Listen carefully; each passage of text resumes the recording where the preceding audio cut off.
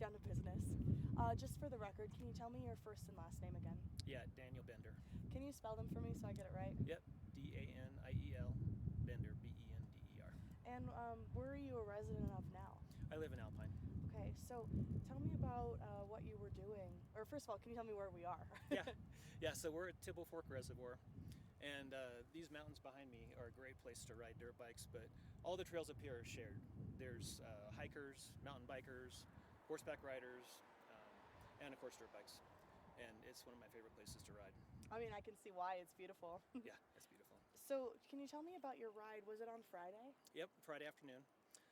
I was riding my dirt bike in a wooded area, and somebody put a wire, like a black wire, between two trees and strung it across the trail right about neck height.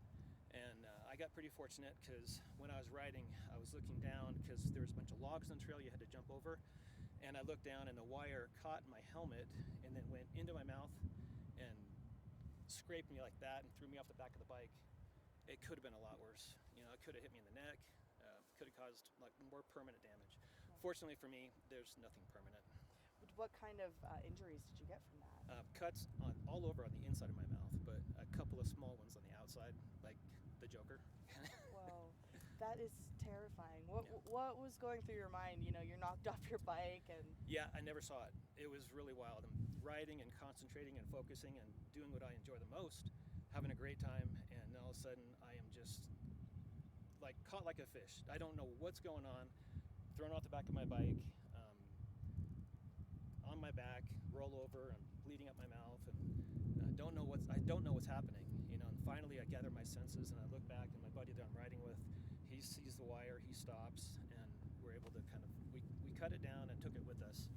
But it was pretty frightening. I didn't expect to ever encounter that. I wasn't ever thinking about that, but now I'll probably never ride in a wooded area and not be thinking about that. It's so unfortunate. Yeah. What was the wire made out of? It was metal, like a light gauge baling wire, but you know, small enough that there's no way I was going to see it, thick enough that it didn't break. You know, I weigh 225 pounds and it threw me off my bike. I mean, why on earth would someone put something like that there? I don't know what they're thinking. There's some people that think dirt bikes are destroying the environment, but I mean, you can look and you can't even see the dirt bike trails. They're all over that mountain and you can't even see them.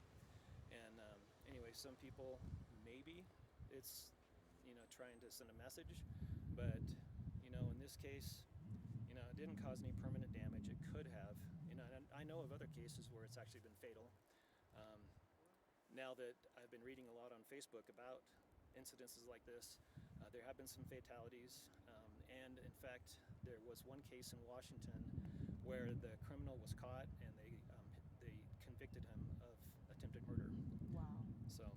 Yeah.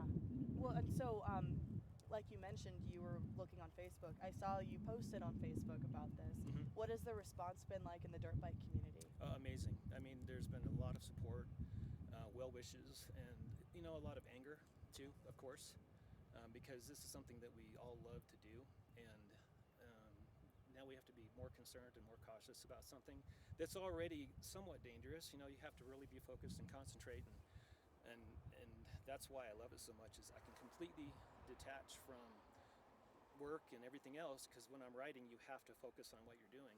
But now I got to be thinking about something else, you know, so kind of ruins it a little bit. It's so unfortunate. Yeah. And you filed a police report about this? I did, and we actually know quite a bit about this, unbelievably. There's a rider that rode this same trail at 9 o'clock in the morning. I came across it between 12:30 and 1. So the trap was set sometime between 9 and 1. There was only a couple hikers that were seen up in that area, so we were trying to track them down. And the sheriff's, you know, it's in the sheriff's hands. I also filed a report with the National Forest Service, and they're on the lookout too. Okay, that's great to know. Mm-hmm. And do you feel like their response was good with it? Were Absolutely. they concerned? Yeah. Okay. Do you have any idea what, I mean, I know you mentioned in Washington it was an attempted murder charge, but did the sheriff's office give you any indication of what this could, like the penalty for this could look like? Yeah, they really couldn't say too much about it, but they said that they would seek the maximum amount that they could charge somebody like this. Yeah, I mean, if they did find who did it, what would you want to see happen? Well, I want them to realize the gravity of what they're doing. It's really, in my case, I got lucky, but other people have lost loved ones. So there's better ways to get the message across. If you don't like dirt bikes on the trails, then there's better ways to handle it than trying to kill somebody. And to clarify, the Hidden Forest Trail that you were on is a shared trail. It is. You were completely within your right to be there, right? Absolutely. Yep. Got it. Yep. There's trails that well marked for uses for hikers, bikers, mountain bikers, and dirt bikers. Got it. Okay, so just to end this interview on a positive note, can you tell me what it is that draws you to dirt biking and why you like to do it? I think it's that. I think it's the escape and the there's a lot to it, but the mental escape, blowing off steam, and also just the personal physical fitness you have to be in, so it keeps you in shape and keeps you young. And I mean, your ride on Friday before this really scary thing happened. I mean, what was your ride like that day? Oh, amazing! I was having a great day. There's like when I ride dirt bikes, there's good days and bad days. Just like anything else, some days I know exactly what my bike's going to do, my front tire and back tire, my brakes, my acceleration, everything. And then other days it's like I'm hitting a rock I didn't even see and I'm thrown off the trail. So anyway, Friday was a great day until that. Okay. Anything else you'd like to say? Or even just to the community or people that are maybe thinking about getting out this week or this weekend? Yeah, I was concerned about doing this interview, but because I didn't want to get that information out there. But I think it is important to raise awareness and hopefully prevent or help somebody else from getting injured. There's been, like I said, several people that responded to my Facebook post that said they've seen it, they've got hit by them and taken them down. And so anyway, just want to raise awareness and hopefully this doesn't happen again. And those other people, sorry, last question. Yeah. Those other people that said that they had seen these, were those like recent?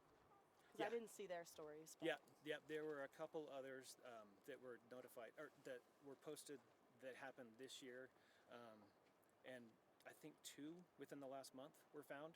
Wow. Okay. Thank you. That's Yeah, it. You're welcome. And we're done. Awesome. I Okay. appreciate it.